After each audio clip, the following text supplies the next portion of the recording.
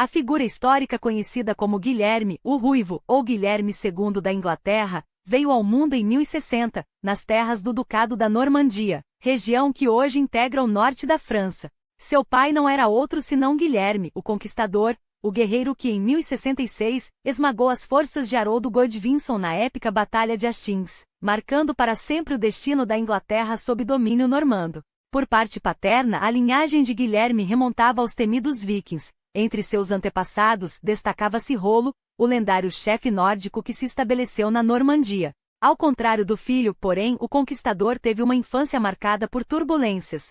Ainda criança, precisou ser escondido em casebres de camponeses para escapar de inimigos que ameaçavam sua vida, enquanto sua família lutava para manter o controle sobre o norte da França contra dinastias rivais. Mas a partir de 1042, ao assumir o poder, Guilherme revelou-se um líder implacável. Com mão de ferro, consolidou seu domínio sobre a Normandia, anexou o condado de Maine em 1063 e, finalmente, conquistou a Inglaterra 3 anos depois, um legado que herdaria seu filho Guilherme, o Ruivo. Sua mãe, Matilde de Flandres, era filha do poderoso conde Balduíno V e, segundo relatos da época, uma mulher de estatura diminuta, não passava de 1,20 metros. O casamento com o conquistador, celebrado em 1049, foi uma jogada política para fortalecer a posição de Guilherme na Normandia, então ameaçada por rebeliões como a liderada por seu primo, o Conde Gui, em 1047. Naquela ocasião, o apoio militar de Balduíno foi decisivo para esmagar os rebeldes na Batalha de Val-es-Dunes.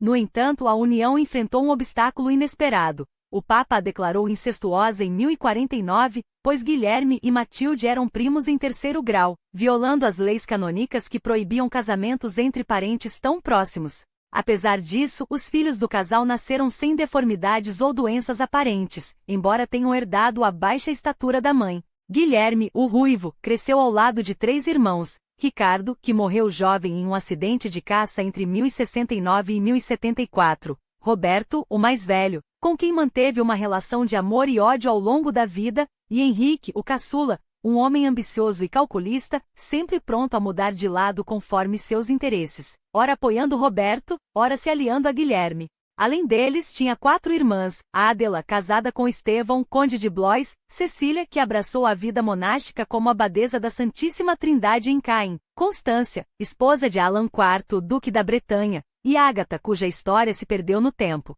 Fisicamente, Guilherme era descrito como um homem de constituição robusta, altura mediana, barriga proeminente e um rosto rubro que lhe valeu o apelido Ruivo. Seus olhos, de tom indefinido, eram salpicados por pequenos pontos luminosos, como registrou o cronista Guilherme de Malmesbury. Mas o que mais chamava a atenção era seu estilo extravagante. Cabelos claros, ora descritos como ruivos, ora como loiros, longos e cuidadosamente divididos ao meio, expondo a testa. Um rei que adorava ostentar as últimas tendências da moda, introduzindo na corte túnicas curtas e sapatos pontiagudos, o que escandalizava os clérigos, acostumados a soberanos mais austeros. Em privado, Guilherme era descontraído, brincalhão e próximo de seus confidentes, mas em público sua imagem desandava. Nervoso, gaguejava quando irritado, transmitindo uma impressão de falta de elegância nos discursos. Mesmo assim, era um homem generoso, que recompensava com largueza aqueles que lhe demonstrassem lealdade ou coragem em batalha. Soldado por vocação, não tinha, no entanto, a sobriedade típica dos militares. Adorava o luxo e não escondia seu desdém pelas instituições religiosas. Uma anedota ilustra bem seu caráter. Ao receber um par de sapatos comprados por um servo por um shelim, explodiu em fúria, filho de uma égua. Desde quando um rei calça algo tão barato? Vai e compre outros por uma marca de prata. Sua relação com a igreja foi sempre conturbada. Os eclesiásticos o viam como um herege ou, pior, um ateu. Em uma ocasião, ao ser questionado sobre a justiça divina, teria respondido com desdém: justo, o juízo de Deus? Que se dane quem acredita nisso. Juro que daqui em diante, só os assuntos que um homem possa resolver com um aceno de cabeça serão julgados no meu tribunal, não no de Deus.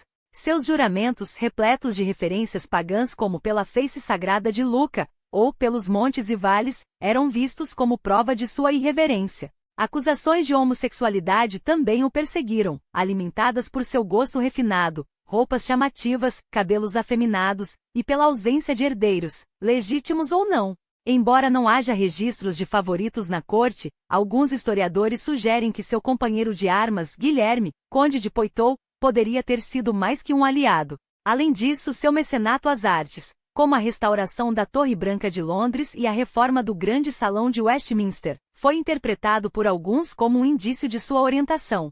No entanto, essas evidências são frágeis, seu apoio à cultura não prova nada e não há relatos de relacionamentos explícitos. O que se sabe é que em 1060, quando Guilherme nasceu, seu pai já havia consolidado seu poder na Normandia, em grande parte graças à aliança estratégica com Flandres, selada por um casamento que, apesar das controvérsias, garantiu estabilidade ao ducado. O norte da Inglaterra, onde a resistência saxônica ainda fermentava sob a liderança de rebeldes como Hereward, o Desterrado, e os últimos lordes anglo-saxões que se recusavam a curvar-se ao jugo normando. A campanha foi implacável. Vilas foram arrasadas, colheitas queimadas e fortalezas citadas até que a submissão fosse inevitável. Era uma lição brutal de poder, e William Rufus, então com pouco mais de 20 anos, absorveu cada estratégia, cada movimento calculado de seu pai. Não por acaso foi nesse mesmo período que o jovem príncipe começou a revelar um instinto político afiado, capaz de antever as jogadas de seus oponentes antes mesmo que eles as fizessem. Enquanto a poeira dos campos de batalha ainda pairava sobre a Nortúmbria, um novo desafio surgia no horizonte. A morte do Papa Alexandre II em 1073 e a ascensão de Gregório VII, um pontífice determinado a impor a supremacia da Igreja sobre os reinos seculares. William, o Conquistador, já havia tido seus atritos com Roma, sua conquista da Inglaterra, afinal, fora abençoada por um Papa anterior, mas agora as regras do jogo mudavam. O novo Papa exigia lealdade inquestionável, ameaçando excomunhão a qualquer monarca que ousasse nomear bispos sem sua aprovação. Para um homem como Guilherme, acostumado a dobrar instituições à sua vontade, era uma provocação inaceitável. E foi nesse contexto que William Rufus, ainda em formação, testemunhou uma das maiores demonstrações de astúcia de seu pai, a criação de um modus vivendi com a Igreja que, na superfície, cedia às demandas papais, mas na prática mantinha o controle normando sobre as dioceses inglesas. Bispos como Lanfran, o mesmo mestre que tentará, sem sucesso, moldar o jovem Rufus para a vida eclesiástica, tornaram-se peças-chave nesse tabuleiro, provando que até mesmo a fé poderia ser um instrumento de poder quando manejada com habilidade. Mas se a relação com a Igreja era um jogo de xadrez, a dinâmica familiar dos normandos mais se assemelhava a uma batalha campal. Robert, o primogênito, continuava a ser uma pedra no sapato de seu pai. Sua rebeldia não era apenas um capricho de juventude, mas uma ameaça concreta à estabilidade do ducado. Em 1081, após mais uma tentativa frustrada de reconciliação, o conquistador decidiu que bastava. Robert seria deserdado novamente e desta vez, a mensagem era clara. Normandia seria governada por William Rufus após sua morte, enquanto Robert ficaria com o condado de Maine, um consolo de pouco valor para um homem que se via como herdeiro legítimo de um império. A decisão não foi bem recebida pelos barões normandos, muitos dos quais simpatiavam com Robert, mas o conquistador não era homem de recuar. Rufus, por sua vez, soube aproveitar a oportunidade. Enquanto seu irmão se afundava em ressentimento, ele se aproximava dos nobres descontentes, oferecendo-lhes o que Robert não podia: estabilidade, promessas de terra e, acima de tudo, a perspectiva de um governo firme. Foi nesse clima de tensões familiares e manobras políticas que em 1083, Matilde, a rainha, adoeceu gravemente.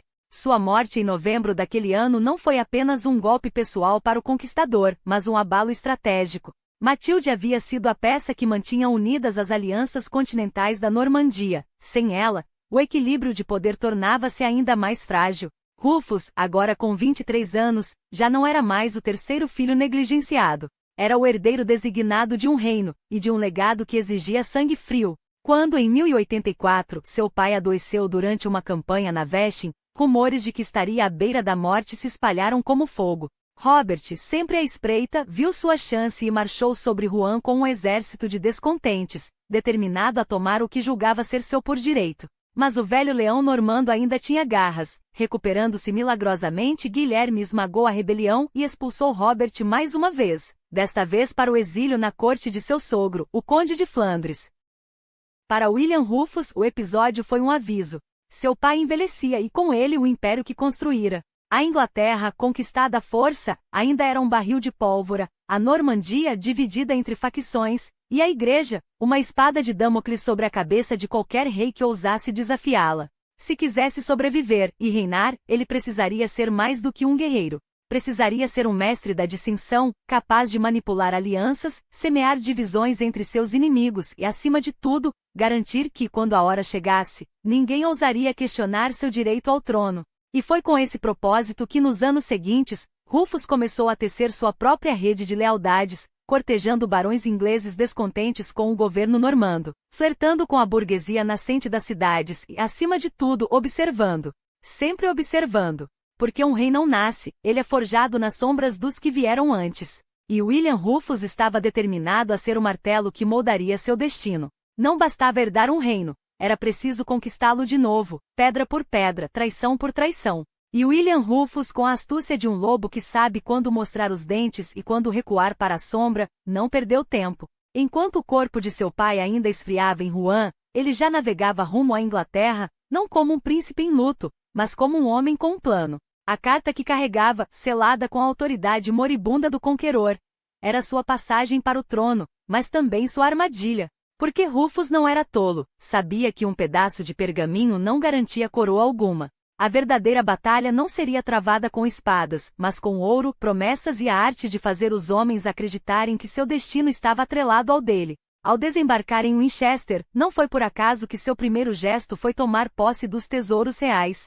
O ouro que seu pai havia acumulado, saqueado de mosteiros, extorquido de barões, arrecadado com sangue e impostos, agora seria sua moeda de troca. E Rufus, diferentemente de Robert, entendia o peso desse metal. Não era apenas riqueza, era poder. Com ele, compraria lealdades, com ele, sufocaria rebeliões antes que nascessem. 2 semanas depois, na abadia de Westminster, enquanto Lanfran, aquele mesmo clérigo que outrora o havia ajudado a prender Odo, colocava a coroa em sua cabeça. O reino inteiro assistia ao nascimento não de um sucessor, mas de um estrategista. Aos 27 anos, William Rufus não era mais o filho obediente. Era o rei. E Robert, o irmão mais velho, o herdeiro legítimo, ainda sonhava com aventuras em terras distantes quando deveria estar apertando gargantas em sua própria casa. Quando finalmente soube da morte do pai, já era tarde. A Normandia lhe foi entregue por tradição, mas a Inglaterra? Essa ele teria que arrancar com unhas e dentes. E Rufus, prevenido, já havia se antecipado. Distribuiu as riquezas paternas como esmolas sagradas, ouro para as igrejas, prata para os condados, migalhas para os pobres, não por piedade, mas por cálculo. Cada marca de ouro doada era um voto comprado, cada promessa de clemência uma dívida que os barões agora tinham com ele. O conqueror havia saqueado a igreja, o filho, com ironia cortante, agora subornava. E funcionou. Os bispos que antes murmurarão contra a ganância normanda, agora bendiziam o novo rei. Os nobres que temiam a instabilidade, respiraram aliviados ao ver que os homens de confiança do velho William mantinham seus postos. Até mesmo o selo real, idêntico ao do pai, exceto pelo nome, era uma mensagem: a dinastia continua. A ordem prevalece. Mas a serpe sempre espreita onde menos se espera. E a de Rufus tinha nome, Odo de Bayeux. O meio-irmão, libertado da prisão como um gesto de reconciliação, era na verdade uma bomba-relógio. Homem de ambição desmedida, Odo nunca perdoara o jovem clérigo William de Sainte-Calais por tê-lo humilhado anos antes, nem esquecera o papel de Lanfran em sua queda. Agora, com suas terras e títulos restaurados, ele viu na coroa de Rufus não uma mercê, mas uma afronta. Por que lugar teria um bastardo ambicioso no conselho de um rei que preferia a companhia de bispos e administradores? A resposta veio rápida: nenhum. E se não havia espaço para ele, que se criasse um, à força. Os sussurros começaram nos salões de Rochester, onde Odo fortalecia suas muralhas. Tunbridge e Pevensey logo seguiram o exemplo. Não eram preparativos para uma defesa, mas para uma guerra. E o exército que viria não seria de invasores estrangeiros, mas de um irmão traído. Robert, o Curtose, finalmente voltava para casa, não para reclamar seu direito, mas para tomá-lo. Os conspiradores, uma aliança improvável de descontentes, se reuniram em torno de uma causa comum: derrubar Rufus. Entre eles estavam não apenas Odo e seu irmão Robert de Mortain, mas também Henry, o caçula da família, cujos olhos já brilhavam com a ambição de um futuro rei. Até Geoffrey de Coutances, o bispo, juntou-se à trama, provando que até os homens de Deus tinham preço, ou vingança. A primavera de 1088 cheirava a pólvora. Enquanto Rufus em Westminster distribuía terras e sorria para seus novos vassalos, as fortalezas do Sudeste se armavam. Não seria uma invasão como a de 1066, não havia navios vikings no horizonte, nem um Haroldo para ser derrotado em Hastings. Dessa vez, o inimigo estava dentro das próprias muralhas. E quando Robert finalmente desembarcasse, não seria para conquistar um reino, mas para dividir uma família. Rufus sabia disso. E como sempre, estava pronto para jogar. Porque um trono não se defende com espadas, defende-se com traições mais inteligentes que as do inimigo. E nesse jogo, William Rufus era mestre. O fogo da rebelião já começava a queimar em East Anglia e nas marchas galesas quando Eustácio, conde de Boulogne, acompanhado por 3 filhos de Roger de Montgomery, cruzou o canal como vanguarda da invasão iminente. Mas julho de 1088 provaria que William Rufus não era um rei que esperava pelos golpes do destino, era um que os antecipava.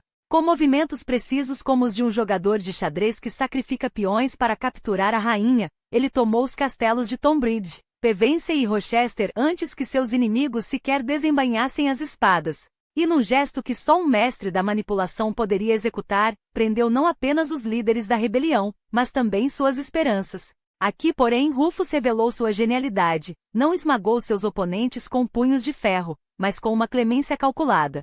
A maioria dos conspiradores de Robert foi perdoada, mantendo títulos e riquezas como se nada tivesse acontecido, uma generosidade que, na verdade, era uma armadilha disfarçada de misericórdia. Porque um homem perdoado é um homem endividado, e Rufus sabia que aqueles nobres, agora salvos da desgraça, lhe deviam mais do que lealdade, deviam-lhe a própria sobrevivência. Só alguns poucos sentiram o peso de sua fúria. Odo de Bayeux, o cérebro da traição, foi deserdado pela segunda vez e exilado, seu nome riscado da história como um erro a ser esquecido. Henrique, o irmão mais novo, que ousara navegar ao lado de Robert e exigir terras que alegava herdadas da mãe, viu seus pedidos ignorados com um desdém que doía mais que uma espada. Mas foi com Guilherme de Streat-Calais que Rufus demonstrou o quão longe iria para esmagar até a sombra da deslealdade. O antigo aliado, o homem que fora seu conselheiro e depois desertara do exército real em março de 1088, refugiando-se em Durham como se a igreja pudesse protegê-lo, agora enfrentava o rei em Salisbury. Com a promessa de salvo-conduto, Streat-Calais compareceu perante Rufus, apoiado pelo arcebispo Lanfran, aquele rochedo inquebrantável que havia guiado William desde os 5 anos de idade. O rei exigiu que o bispo respondesse como barão do reino sujeito às leis feudais. Mas Streat-Calais, astuto, recuou, queria ser julgado pela lei da igreja. Foi então que a paciência de Rufus se esgotou. Com a gagueira que sempre traía sua raiva, ele rosnou: pela face de Luca, você não escapará das minhas mãos antes que eu tome seu castelo. Acredite, bispo, não voltará a Durham, seus homens não ficarão em Durham, e não sairá livre até me entregar aquela fortaleza. O bispo cedeu, mas não sem um preço. Permitiram que cruzasse o mar e se tornasse o principal conselheiro de Robert, um presente envenenado para o irmão,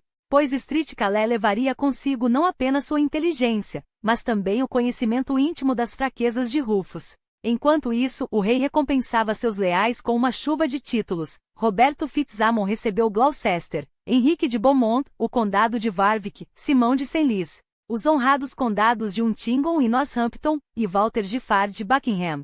Cada doação era um prego no caixão da resistência, cada nobre agraciado, um escudo a mais em seu exército de sombras. Mas 1089 trouxe uma perda que abalou até Rufus. Lanfran, aquele pilar que o havia moldado desde a infância, o mentor que o guiara dos corredores de Caen aos salões de Westminster, morreu em 28 de maio. O rei chorou, mas não por muito tempo. A morte do arcebispo não foi apenas um luto, foi uma libertação.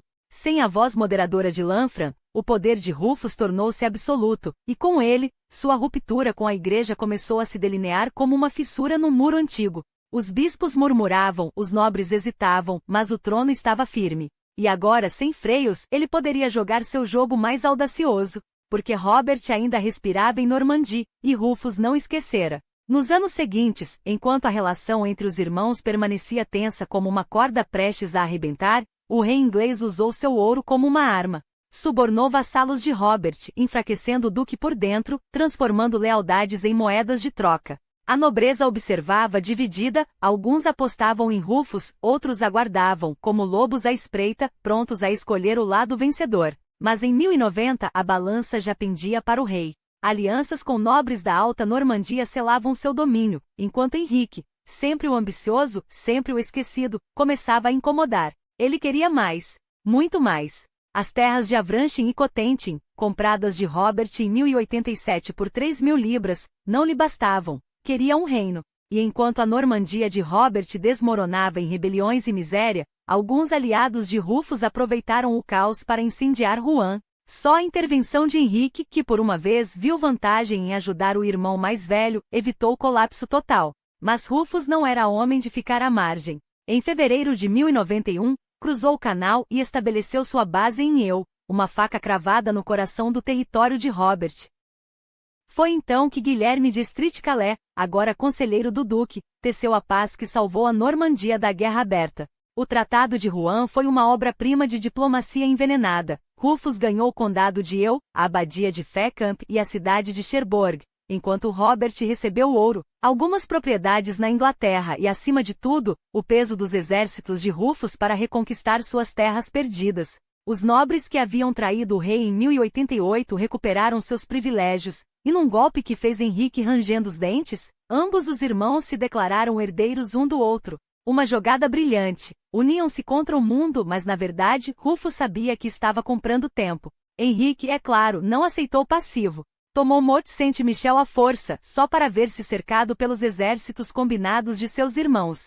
Quando o cerco se fechou, permitiram que partisse, mas não sem humilhação. E foi nesse conflito que Rufus provou mais uma vez que sua coragem era tão afiada quanto sua mente. Ao ver um grupo de cavaleiros de Henrique passar por seu acampamento com desdém, o rei não hesitou. Montou seu corcel mais valioso e investiu sozinho contra eles, com uma fúria que só um homem certo de seu destino poderia ter derrubado. Arrastado pelo chão com o pé preso no estribo, estava à mercê das espadas inimigas quando gritou: "Parem, idiotas!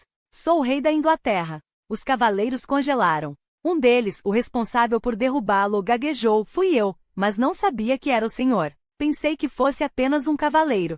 Rufus soltou uma risada, daquele tipo que só nasce depois de escapar da morte por um fio. Pela face de Luca, respondeu, já se levantando: "A partir de hoje, você será meu homem. E por essa coragem, será recompensado como merece." Era assim que se conquistava a lealdade, não com medo, mas com um misto de terror e carisma, de força bruta e graça inesperada. Enquanto isso, Henrique, expulso e furioso, vagueava pela França até fevereiro de 1092, quando tomou Domfronton, desalojando um dos mais temidos senhores da fronteira, Robert de Beleme. Com o irmão caçula neutralizado, Rufus voltou seus olhos para a Normandia esfarrapada de Robert. Era a hora de consolidar. E se para isso precisasse usar sinodos provinciais, investigar direitos judiciais herdados do pai, ou até mesmo reescrever as leis que regiam aquelas terras, que assim fosse. Porque um reino não se mantém com espadas, mantém-se com estratégia. E William Rufus, mais do que ninguém, sabia jogar. Enquanto o conquistador havia exercido o domínio na região com punho de ferro, a Inglaterra de Rufus ardia em frentes distintas. Ao norte, Malcolm Camore, o leão ressurgente da Escócia, mais uma vez cruzava a fronteira com suas hostes, enquanto no oeste, as tribos galesas se agitavam em revolta aberta. Os irmãos, porém, não eram homens de dividir forças sem cálculo. Primeiro esmagaram a resistência em Gales com precisão cirúrgica, nada de batalhas prolongadas, apenas golpes rápidos e decisivos. Só então voltaram suas lâminas para o verdadeiro incômodo, Malcolm. A resposta foi uma demonstração de poder tão esmagadora que até hoje ecoa nos anais da guerra medieval. Uma frota foi mobilizada ao longo da costa leste, desfilando como um muro de velas ameaçadoras antes de despejar um exército nas praias escocesas. Não era uma invasão, era um aviso. E quando as tropas de Rufus e Roberto marcharam de volta à Inglaterra, deixaram atrás de si um rastro de fogo e saque, uma cicatriz tão profunda que Malcolm não teve escolha a não ser enviar seu próprio filho, Edgar, para negociar a paz. Os termos, os mesmos que um dia havia jurado ao conquistador: vassalagem, terras na fronteira e um tributo anual que enchesse os cofres escoceses, mas que na prática, mantinha Malcolm de joelhos. Para selar o acordo, Duncan, herdeiro de Camore, foi enviado ao sul como refém dourado, um gesto de amizade que cheirava mais a submissão do que a aliança. Mas a tranquilidade duraria pouco. Assim que as brasas da guerra com a Escócia esfriaram, a discórdia entre os irmãos voltou a ferver. Roberto, impaciente, exigia o cumprimento do Tratado de Rouen, ajuda militar e os assentos ingleses prometidos. Rufus, porém, parecia mais interessado em consolidar seu próprio poder do que em socorrer o irmão. Em dezembro de 1091, cruzou o Canal da Mancha não por lealdade, mas por pressão, e ainda assim voltou de mãos vazias. O abismo entre eles, que parecia ter se fechado, reabriu-se mais largo que antes. Por 3 anos, nenhum dos dois pisaria no território do outro, um silêncio eloquente, carregado de ressentimento. Enquanto isso, Rufus voltava sua atenção para os problemas domésticos. Em maio de 1092, uma frota partiu rumo ao oeste, cortando as ondas do mar da Irlanda para arrancar Dolphin, o fantoche escocês em Cumbria, de suas terras. Carlisle foi retomada, a fronteira tradicional entre Inglaterra e Escócia restaurada. E quando Malcolm morreu em 1093, Rufus não perdeu tempo, avançou além do Tweed tecendo alianças e tomando fortalezas, estendendo os dedos de seu domínio sobre Liddell e além. Parecia imbatível, até que a doença o derrubou. Em março de 1093, enquanto patrulhava as marchas galesas, um mal súbito o atingiu, tão violento que o deixou à beira da morte durante toda a quaresma, confinado em Gloucester. Para um homem que sempre viu a mão de Deus como um instrumento de seu poder, a enfermidade foi um golpe divino. As sombras de seus pecados o cercavam, as abadias vendidas como mercadoria, os bispados deixados vazios para sugar suas rendas, o desprezo sistemático pela igreja. Em seu leito de agonia, Rufus não teve escolha a não ser se render. Chamou Anselmo, abade de Bec, e em uma confissão arrasadora, prometeu reformar o reino se sobrevivesse. Os sinais de arrependimento vieram em cascata. Prisioneiros foram libertados, dívidas perdoadas.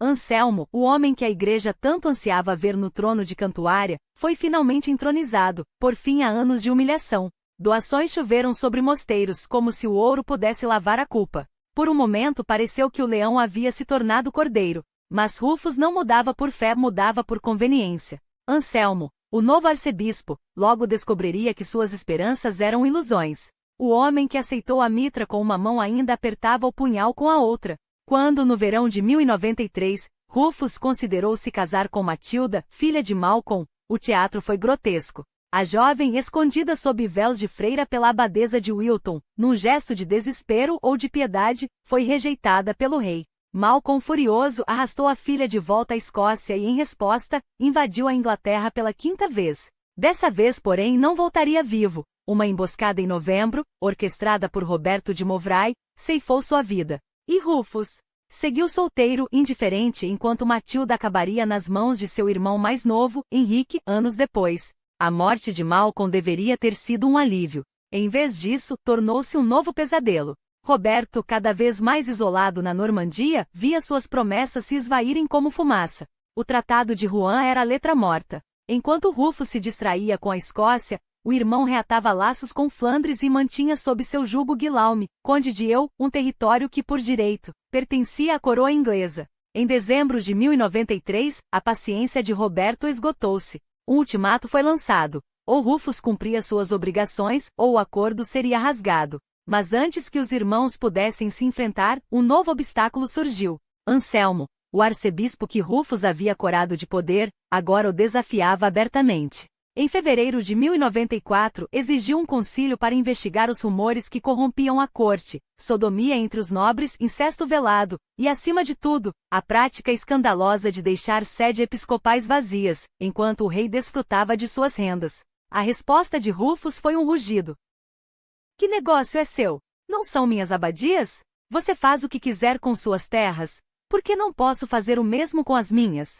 Seu predecessor jamais ousaria falar assim com meu pai, e a você não farei concessão alguma. Anselmo, humilhado, compreendeu ali que sua batalha apenas começara. E Rufus, satisfeito por ter calado mais um incômodo, partiu para a Normandia, não para negociar, mas para impor. O jogo, como sempre, era seu. E ele jogava para vencer. O Canal da Mancha, 19 de março de 1094. O encontro foi um desastre. Os garantidores do tratado, ao lado de Roberto, jogaram toda a culpa sobre Guilherme por não cumprir seus termos. Traído pelo próprio irmão e rei, Roberto não hesitou. Aliou-se a Felipe II da França, enquanto Guilherme, em resposta, chamou Henrique de volta de Domfronton para liderar incursões a partir de Eu. Talvez por reconhecer que falhara com o irmão mais velho, Rufus persistiu em campanhadas para reconquistar a Normandia, mas até janeiro de 1095, pouco tinha a mostrar além de um rastro de mortos. Quando voltou à Inglaterra, encontrou o reino em chamas. A revolta no país de Gales reacendia, seus súditos se insurgiam contra o jugo normando e pior, descoberta outra conspiração e desta vez orquestrada por Roberto de Mouvray, conde de Northumbria, que não queria Roberto Curthose no trono, mas um primo Estevão de Aumale, filho de um dos principais conspiradores, Odo de Champanha. E não era só Mouvray. Muitos barões odiavam Rufus com a mesma intensidade que a igreja. Ele os sangrava. Herdeiros obrigados a recomprar suas próprias terras em vez de pagar um simples direito de sucessão, pais forçados a pagar pelo privilégio de casar suas filhas, viúvas arrastadas a novos matrimônios contra a vontade. Era um sistema de extorsão disfarçado de lei, e a nobreza anglo-normanda fervia em silêncio. No verão, Rufus marchou para o norte até Durham, para esmagar a rebelião. Tomou o castelo no Tyne e depois cercou Bamburgh. Mas a traição não esperava. Enquanto ele lutava no norte, o conde de Shrewsbury perdia Montgomery para os galeses. O rei teve que correr de volta, reunindo um exército em Soldonia. A mera presença dele foi suficiente para quebrar a resistência. E quando a poeira baixou, a conspiração dos barões desmoronou. Mouvray, seu arquiteto, fugiu de Bamburgh e foi capturado no mosteiro de Tynemouth. Arrastado para Windsor, foi condenado por traição em janeiro de 1096 e passou o resto dos dias na prisão. Os outros não tiveram tanta sorte. Rufus, que em 1088 perdoara os rebeldes com clemência, agora mostrava sua face mais cruel. Guilherme, conde de Eu, foi cegado e castrado de forma tão brutal que morreu dos ferimentos. Seu mordomo, enforcado. Outros foram mutilados, multados, exilados. Era um aviso: quem desafiasse o rei pagaria com sangue. Enquanto Rufus esmagava os últimos focos de resistência em Northumbria, em 27 de novembro de 1096, o Papa Urbano II proferia em Clermont um discurso que abalaria a cristandade, uma chamada às armas para reconquistar Jerusalém. E Roberto Curthose, após anos de humilhações impostas pelo irmão, viu ali sua chance. Em fevereiro de 1096, jurou a cruz. Por 10.000 marcas, menos de um quarto de sua renda anual, Rufus concordou em administrar a Normandia por 3 anos enquanto Roberto partia para a Terra Santa. Henrique, agora mais maduro, ganhou a confiança do irmão, recebeu os condados de Coutances e Bayeux e a cidade de Caen, ampliando seu poder como nunca. Em setembro de 1096, Roberto deixou a Normandia rumo às planícies do Oriente. Lá, escrevia seu nome na história ao ajudar a tomar Jerusalém em julho de 1099, a maior vitória cristã da Idade Média. Enquanto isso, Rufus mantinha o reino normando unido, e com Roberto ausente, finalmente se sentia dono da Normandia. Passou mais tempo lá do que nunca, chegando a ficar 1 ano e 5 meses seguidos. Sua primeira missão: restaurar as fronteiras traçadas por Guilherme, o Conquistador, ameaçadas pelo rei da França. Com o apoio quase unânime dos barões normandos, lançou 2 ofensivas entre 1097 e 1099 contra Chalmomo, Pontoise e Mantes. Mas apesar da ajuda de Henrique de Roberto de Beleme e até de um barão francês, Guilherme de Poitou, duque da Aquitânia, não conseguiu tomar nenhuma das fortalezas. Seu único triunfo foi estabelecer um forte em Gisors, às margens do Epte, uma posição estratégica que resistiria até 1204, quando a Normandia fosse arrancada das mãos de João sem terra. Outra prioridade: reconquistar o condado de Maine, usurpado por Elias de La Flèche. A campanha começou bem. Em abril de 1098, Roberto de Beleme emboscou e capturou Elias, entregando-o a Rufus. O próximo alvo era Lemens, ainda nas mãos de Fawkes, conde de Anjou, um Angevin, inimigo histórico de sua linhagem. Com um exército imenso às costas, Fawkes, pressionado pela nobreza e pela igreja, depôs as armas. O acordo foi claro: Rufus recuperaria todas as terras que pertenceram a seu pai, e os prisioneiros seriam libertados. Quando entrou em Lemens naquele verão, após restaurar o império paterno, Rufus não poupou a pompa. Editou leis, decretos, e num gesto de puro desdém soltou Elias de La Flèche, declarando para a posteridade: pensa que me importa o que faz? Some da minha frente. Faça o que quiser. E pela cara de Luca, se da próxima vez você vencer, não espere nada de mim em troca. Depois de meses nas fronteiras do reino, Rufus voltou à Inglaterra na Páscoa de 1099. Em Westminster promoveu uma corte suntuosa, onde recebia Edgar. Consolidou um poder que muitos julgaram frágil demais para sobreviver. Enquanto a nobreza murmurava que seu reinado seria breve como um verão inglês, Rufus provou que governar com mão de ferro não exigia a aprovação dos que se curvavam diante dele, bastava que eles se curvassem. E curvavam-se.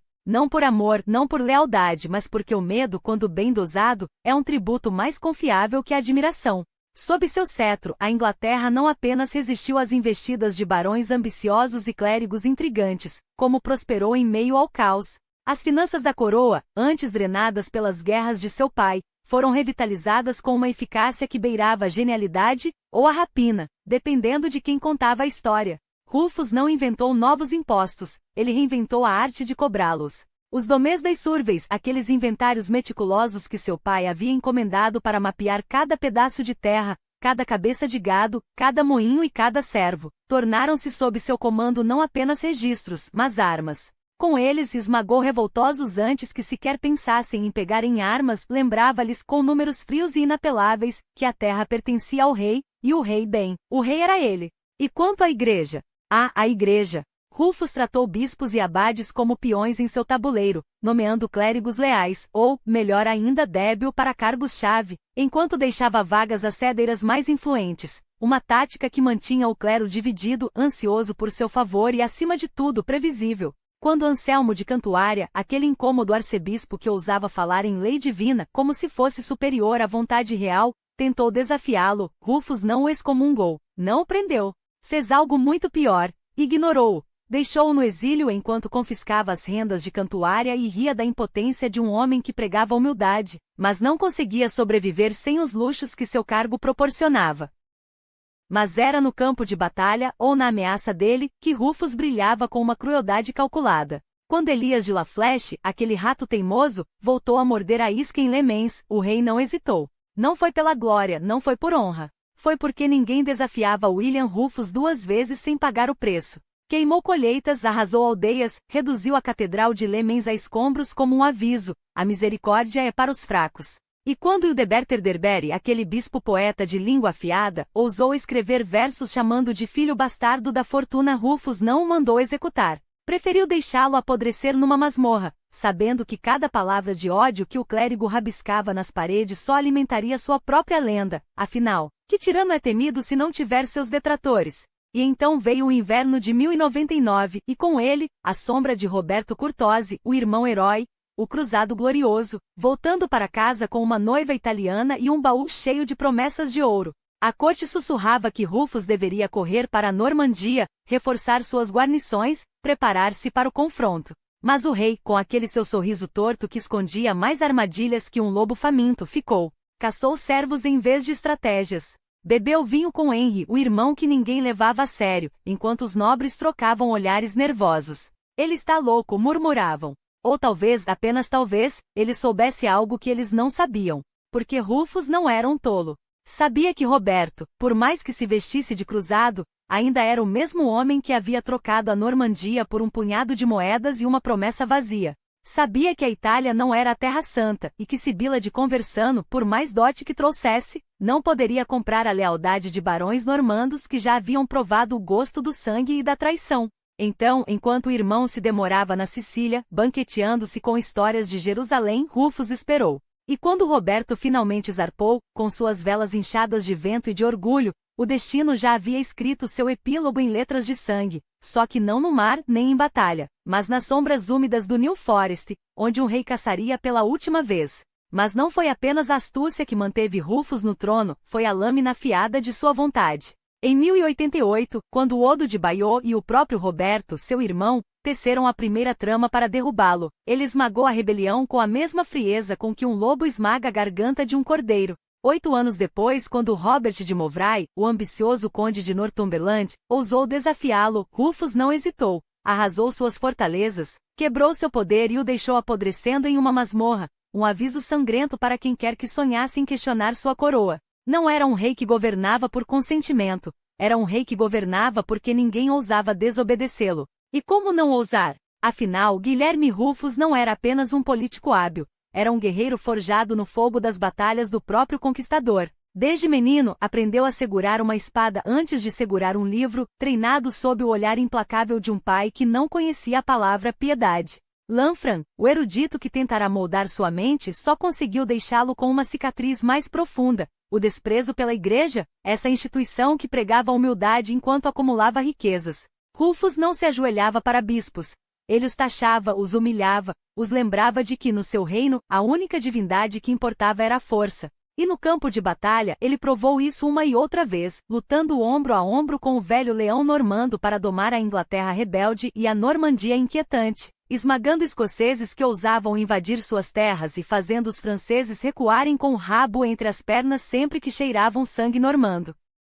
Claro, não era um santo, e nem queria ser. Os barões o odiavam por suas extorsões, os clérigos o amaldiçoavam por sua blasfêmia, e o povo comum murmurava sobre seus excessos. Mas que rei amado! Rufus preferia ser temido. E no entanto a história, essa juíza traidora, acabou sendo mais generosa com ele do que seus contemporâneos.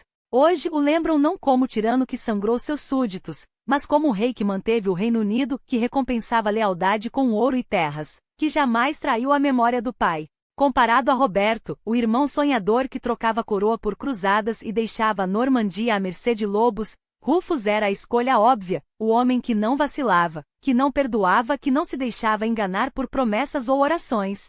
E então havia Henrique. Ah, Henrique! Esse irmão mais novo, sorridente e serpentino, que poderia ser um aliado hoje e um algoz amanhã. Os dois tinham compartilhado risadas na juventude, até aquele dia fatídico de 1078, quando uma brincadeira de mau gosto, ou seria um aviso, fez Roberto explodir em fúria, revelando as rachaduras na dinastia. Rufus nunca esqueceu. E agora com seu corpo estendido na floresta, uma flecha cravada no peito, muitos sussurram que não foi um acidente, que não foi a mão de um camponês tremula, mas a de Henrique, o irmão que sempre soube esperar. O mesmo Henrique que por acaso estava por perto quando o rei caiu. O mesmo Henrique que por dever, assumiu a coroa antes que o sangue de Rufus sequer secasse. Será que foi ele? Ou Rufus, com sua vida de excessos e inimigos, simplesmente encontrou o destino que sempre perseguiu, morte violenta, como a de um lobo abatido por seus próprios dentes? E suas escolhas, o desdém pelo casamento, a corte repleta de favoritos, a guerra aberta contra a igreja, seriam sinais de um homem que amava outros homens, ou apenas de um rei que se recusava a ser domesticado por Deus ou por mulher? A verdade, como sempre, está enterrada com ele. Mas uma coisa é certa, Guilherme Rufus não foi um rei comum. Foi um tempestuoso, um implacável, um daqueles que a história não esquece, porque homens como ele não pedem permissão para serem lembrados. Eles a tomam.